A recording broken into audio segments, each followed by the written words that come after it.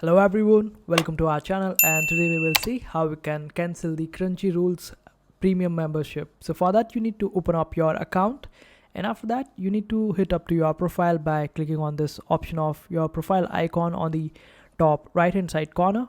Just click on it and then go to your account section. After that you need to scroll down and click on this option of payment methods.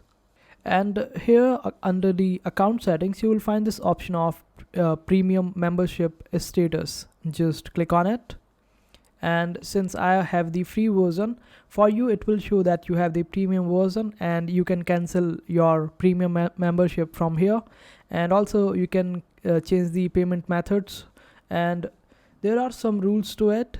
And for that you need to just head up to this blog of Crunchyroll.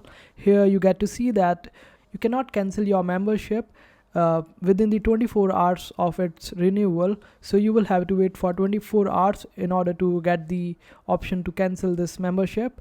And also you will get to see other rules also over here, like how you can cancel it up if you have paid using PayPal, if it is from iTunes. So there are different methods for every cancellation out here. Credit card is different.